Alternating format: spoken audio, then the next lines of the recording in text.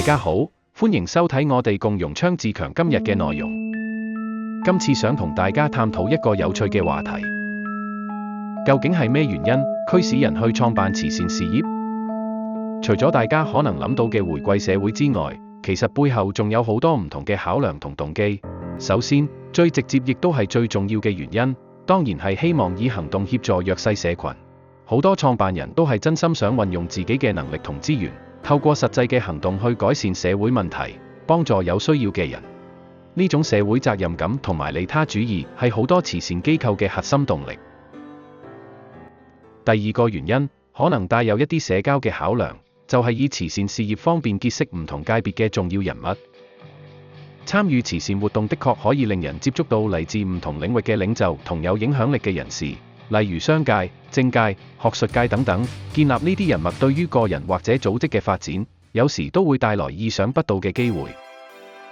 第三，透過慈善目標籌集捐款，呢個對於非牟利慈善機構嚟講尤其重要。一個清晰同埋有意義嘅慈善宗旨，往往能夠吸引更多善心人士同機構慷慨解囊，支持佢哋嘅工作，令佢哋可以持續運作，幫助更多人。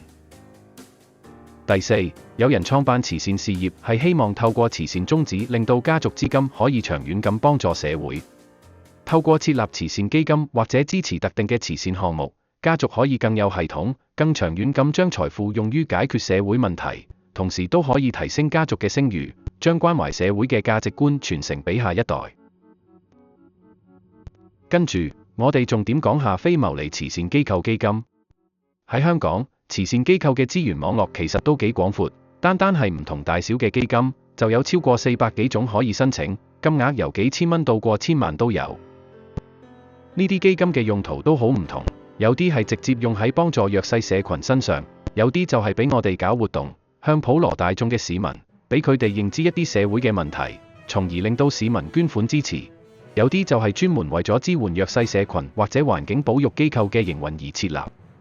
當然，仲有好多其他唔同類別嘅基金，真係要視乎唔同慈善機構嘅宗旨，同埋基金提供者嘅具體項目要求而定。呢個龐大嘅資源網絡，都係吸引同支持人去投身慈善事業嘅重要原因之一。除咗以上呢啲原因之外，仲有好多其他嘅可能性。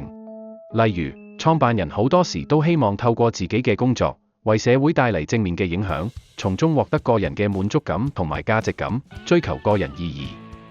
義。亦有更多人，因為自己曾經經歷嘅一啲過去，又或者俾人幫過，而家佢好想去幫返人，都會係佢哋去成立慈善機構背後嘅動機。現時香港政府同社會都越來越重視慈善事業嘅發展，會提供唔同嘅支持，鼓勵更多人投身呢個領域，響應政府同社會嘅倡導。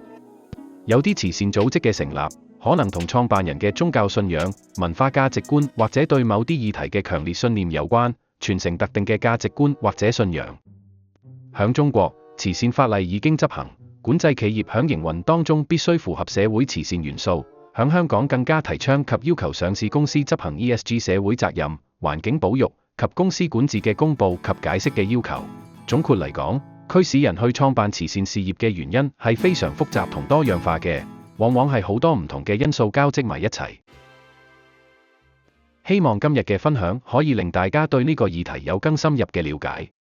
多謝收睇，下次再見。